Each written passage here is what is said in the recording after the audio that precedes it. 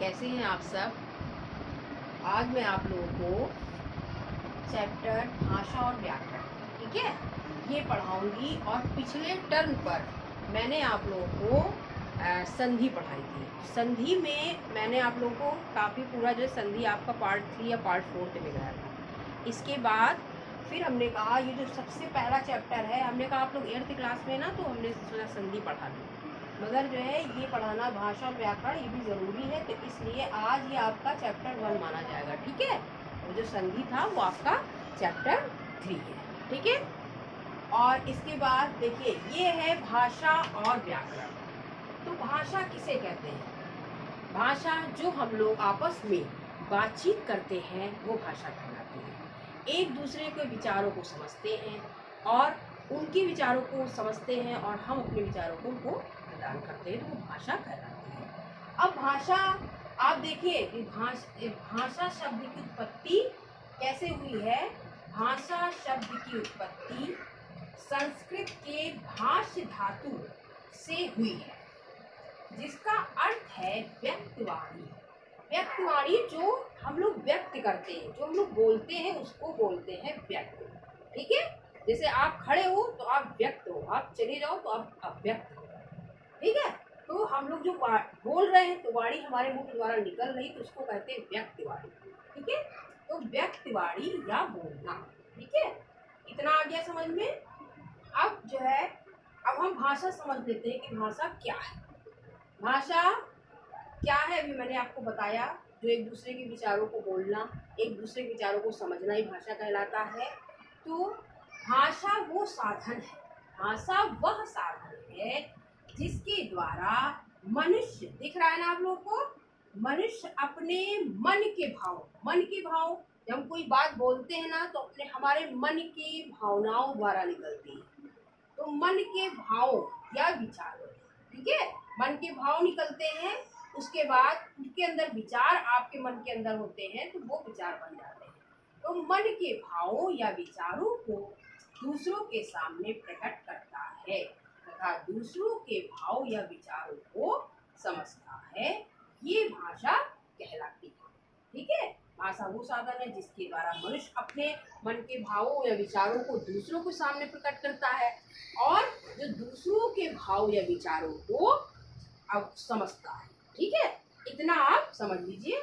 और वैसे मैं आपको इसमें तो मैंने शॉर्ट में लिखा है, मैं आपको ये नोट्स दूंगी, देखिए ये हैं आपके नोट्स, से मैं आपको सेंड करूंगी, जिसमें आप पूरा भाषा का अर्थ और सहित पूरा लिखा हुआ है, ठीक है, ओके।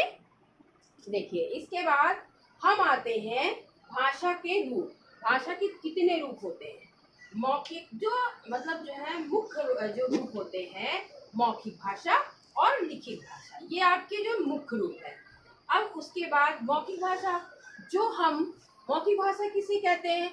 जो हम बोलकर, ठीक है, मौखिक भाषा जो हम बोलकर जो है एक दूसरे की बातों को बोलते हैं, वो जो है मौखिक भाषा कहलाती है। अब जैसे ही मैंने देखा 4-5 बच्चे बैठे हुए हैं और कोई बूढ़ी स्त्री या नानी कह सकते, दादी कह सकते हैं, तो वो उनको कहानी सुना रही है, तो ये हमारी कौन सी भाषा होगी? ये हमारी मौखिक भाषा होगी, ठीक है। वो कहानी सुना रही है और बच्चे कहानी सुन रहे हैं, तो ये मौखिक भाषा होगी।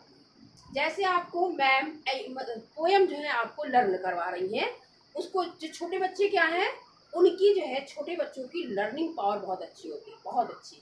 तो उनको पहले जो है पोयम, अभी वो लिख नहीं पाते हैं कि मछली जल की रानी है, मछली जल की रानी वो लिख नहीं पाएंगे, मगर अभी कह दो पूरा सुना देंगे, मछली जल की रानी है, जीवन उसका पानी है, हाथ लगाओ डर जाएगी, बाहर निकालो तो मर जाएगी। मतलब वो जो है क्या है, उनको ये मौखिक भाषा से उनको इंग्लिश एंड हिंदी की सारी जो है पोयम याद कराई जाती है, ठीक है। तो ये आपकी मौखिक भाषा हो गई। अब आ गई आपको मौखिक भाषा समझ में, लिखित भाषा। अब लिखित भाषा जो हम भाषा लिख कर समझते हैं, उसको पढ़ते हैं लिख कर, जैसे लिखा, उसको पढ़ा, उसको समझा, ये सब लिखित भाषा के अंतर्गत आते हैं। जो हमारे ग्रंथ हैं, हमारे काव्य हैं, जो आप लोग बुक्स पढ़ते हो, सब क्या है, उसको पढ़ते हो। अभी मैं आपको नोट्स दूंगी, तो ये मैं आपको जो बता रही हूँ ये मौखिक भाषा है। जब मैं आपको नोट्स सेंड करूँगी तो ये आपकी लिखित भाषा कहलाएगी और उसको आप पढ़ेंगे, समझेंगे, ठीक है, तो आपको मौखिक भाषा और ये लिखित भाषा समझ में आ गया। अब जो भाषा के जो अन्य रूप हैं वो देखिए, मातृभाषा, ठीक है, राष्ट्रभाषा, राजभाषा, संपर्क भाषा। जो मुख्य है ये मौखिक लिखित है, और ये जो है इसके जो अन्य रूप है उपरूप इनको बोल सकते हैं। ये आपके 4 हैं। देखिए आपके ये मैंने नोट्स में बना दिए हैं, ठीक है, ये देख लीजिए। अन्य रूप, मातृभाषा दिख रहा होगा बच्चों ना, देखिए ध्यान से। अब देखिए मातृभाषा किसे कहते हैं? शिशु, जो बच्चा अपनी माता या परिवार से, बच्चा अपनी माता परिवार से जिस भाषा को सीखता है उसे मातृभाषा कहा जाता है, ठीक है। और राष्ट्रभाषा, जिस भाषा का प्रयोग देश के अधिकांश लोग करते हैं, ठीक है, वो राष्ट्रभाषा कहलाती है। जो देश के अधिकांश लोग करते हैं वो हमारी राष्ट्रभाषा है। और राजभाषा, देश के मतलब जो हमारे देश के सरकारी कार्यालयों में, ऑफिस में, दफ्तर में जिस भाषा का प्रयोग होता है वो राजभाषा कहलाती है। राजभाषा, ठीक है, कि इस राज्य में बोली जा रही है। तो हमारी जो राजभाषा है हिंदी, तो हिंदी को 14 सितंबर 1949, ठीक है, को संविधान द्वारा राजभाषा के रूप में मान्यता प्रदान की गई। इसको आप अंडरलाइन कर लेंगे, ठीक है, ये ध्यान रखना, ये क्वेश्चन अक्सर आता है, ठीक है। अब संपर्क भाषा, जो हम लोग आपस में संपर्क करने के लिए जिस भाषा का प्रयोग करते हैं वो हमारी संपर्क भाषा कहलाती है, ठीक है। इतना आपको समझ में आया? वो हमारी संपर्क भाषा कहलाती है। जैसे हम संपर्क करते हैं, मुझे आपसे संपर्क करना है, मैंने आपको जो है फ़ोन किया तो आपसे संपर्क हो गया। तो इस तरह रेडियो, टेलीविज़न द्वारा भी सब कुछ ये संपर्क भाषा के अंतर्गत आते हैं। ये आपको नोट्स में अच्छे से मिलेगा कि हिंदी भाषा का क्या महत्व है, किस क्षेत्र में बोली जाती है। चैप्टर काफ़ी लेंथी है ना, तो आप लोग जो इतना जो मुख्य रूप है इसको आप समझ लीजिए, ठीक है। इसके बाद हम आते हैं बोली। बोली जो है भाषा के क्षेत्रीय रूप को बोली कहते हैं। बोली मतलब एक विशेष क्षेत्र में बोली जाती है। जैसे होता है ना कि अवधि, ठीक है, अवधि बोली, ब्रज की बोली, ठीक है, तो इसको हम लोग बोली बोलते हैं, जो एक विशेष क्षेत्र में बोली जाती है, ठीक है, ओके। अब इसके बाद देखिए, अब आपका भाषा हो गया, परिभाषा हो गई, बोली हो गया, लिपि। तो लिपि हर भाषा की, समझे, ये लिपि पहले समझ लीजिए किसे कहते हैं। मौखिक ध्वनियों को लिखित रूप में प्रकट करने वाले चिन्हों को लिपि कहा जाता है, ठीक है। और जैसे जो है हमारी हिंदी भाषा है और संस्कृत भाषा है, उसकी जो है लिपि देवनागरी लिपि है। ये देखिए आपका लिखा हुआ है, इसको पढ़िएगा। और अंग्रेजी भाषा की लिपि रोमन है। उर्दू भाषा की लिपि फारसी है। और जो देवनागरी लिपि है बेटा, उसका प्रयोग मराठी, गुजराती और नेपाली आदि भाषाओं में भी लेखन में किया जाता है, ठीक है। और इसके पश्चात ये आपकी लिपि हो गई। अब इसके पश्चात हम आते हैं कि आपके टॉपिक का नाम है भाषा और व्याकरण। तो व्याकरण किसे कहते हैं, ठीक है। देखिए व्याकरण किसे कहा जाता है। व्याकरण पे तो आपका जो पूरा जो सेकंड बुक है, पूरा अगर हमारी व्याकरण शुद्ध नहीं होगी तो हम किसी भाषा का शुद्ध रूप से जो है मतलब जो उसको नहीं लिख सकते, ठीक है। तो आपको व्याकरण का ज्ञान होना जरूरी है। व्याकरण के अंतर्गत हमारे संधि है, सर्वनाम है, संज्ञा है, जितना है सब आता है। किस शब्द का कहाँ प्रयोग होना चाहिए, लिंग है, एक वचन बहुवचन है। तो व्याकरण की मतलब जो है आपका व्याकरण का कितना महत्व है भाषा में। जो भी आप कुछ आगे बढ़ेंगे, आगे कुछ लिखना चाहेंगे, अगर आपको व्याकरण ज्ञान नहीं है तो आप नहीं लिख सकते। भाई आपसे कहा जाएगा कि लाइन लिखिए, कहाँ पे कॉमा लगना है, कहाँ पे पूर्ण विराम लगना है, तो ये सब धीरे धीरे आप सीखते जाते हैं। और जो विशेष अध्ययन के लिए इनको आप बिल्कुल अलग तरह से आपको सीखना पड़ता है। तो व्याकरण, हम ध्यान दीजिए, व्याकरण वो शास्त्र है, इसीलिए इसको शास्त्र कहा गया है। व्याकरण वो शास्त्र है जो भाषा को सही रूप से, जो मैंने बताया ना कि भाषा को सही रूप से या शुद्ध रूप से बोलना, लिखना और समझना सिखाता है। ठीक है, भाषा को सही रूप से बोलना, लिखना और समझना सिखाता है और वो व्याकरण के अंतर्गत आता है।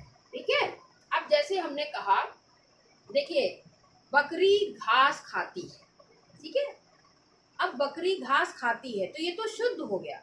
अब हम कहें बकरी घास खाता है तो यह शुद्ध हो गया।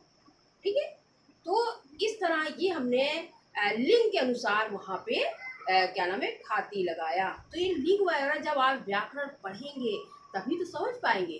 अभी छोटा बच्चा है, उसे तो पुल्लिंग स्त्रीलिंग नहीं बता पाएगा। अब आप लोग 8th में आ गए तो आपको तो ये पता ही होगा।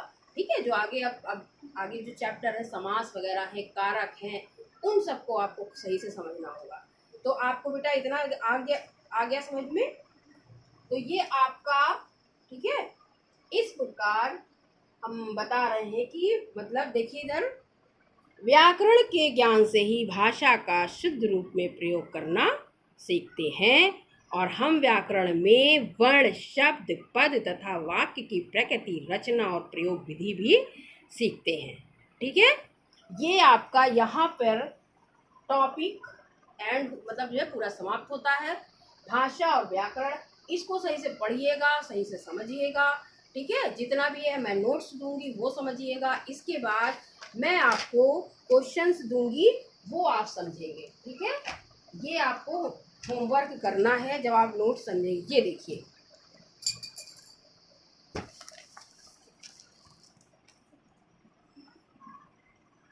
इसमें देखिए पहला क्वेश्चन है, भाषा की परिभाषा तथा इसके रूपों का वर्णन कीजिए। भाषा की परिभाषा, इसके रूपों का वर्णन कीजिए। तो आपका आंसर ये होगा ये। ठीक है, अभी बता रही हूँ आपको, जिससे आप लोग लगा लें फिर बाद में। भाषा की परिभाषा तथा इसके रूपों का वर्णन कीजिए, ये है आपकी भाषा की परिभाषा। यहाँ से लेकर देखिए, ये पूरा आप मौखिक, लिखित और दिख रहा है ना, और इसके बाद ये पूरा आपको यहाँ तक लिखना है। यहाँ तक पूरा आपका होगा पहला आंसर। ठीक है, दिख रहा है ना, ये मैं आपको नोट्स भेजूंगी, कर लेना। उसके बाद सेकंड क्वेश्चन देखिए, हिंदी भाषा का महत्व बताइए। हिंदी भाषा का महत्व, ये आपका महत्व है। हिंदी भाषा का महत्व ये पूरा यहाँ तक है। ठीक है, एक है यहाँ तक, पूरा यहाँ तक है। दूसरा आपका हेडिंग पड़ी हुई है, इसको आपको पूरा करना है। थर्ड क्वेश्चन देखिए, लिपि का क्या तात्पर्य है। तो लिपि का तात्पर्य ये है, ये पूरा यहाँ से यहाँ तक। ठीक है, ये आपका तीसरा है, तीसरा आंसर दिख रहा है। देखिए बेटा, इसके बाद फोर्थ है, व्याकरण की परिभाषा उदाहरण सहित लिखिए। व्याकरण की परिभाषा, तो ये जो लास्ट है आपका व्याकरण, ये आपकी परिभाषा हो गई। व्याकरण डाल के ये आपका पूरा परिभाषा हो गई, और ये जो हमने बताया उदाहरण, ये आपके उदाहरण हो गए पूरा यहाँ तक। ठीक, ये आपका फोर्थ। इसमें इस चैप्टर में आपके 4 क्वेश्चंस हैं जो आपको करने हैं। ठीक है, नोट्स को सही से पढ़ना और समझना है। और इसके बाद ये मैं फिल इन दी ब्लैंक्स है, ये आपको पिक सेंड करूँगी, ये आपको स्वयं करना है। इन जो शब्द लिखे हुए इनसे छांट कर करना है और ये सही मिलान करना है। ओके, ठीक है, ये मैं नहीं बताऊंगी, आपको खुद करना है। नोट समझेंगे तब आप करेंगे। ठीक है, ओके बेटा, ये आज का टॉपिक ये भी समाप्त होता है। और आप लोग स्वस्थ रहें, अच्छे से रहें और ध्यान से घर में पढ़ें। ओके बेटा।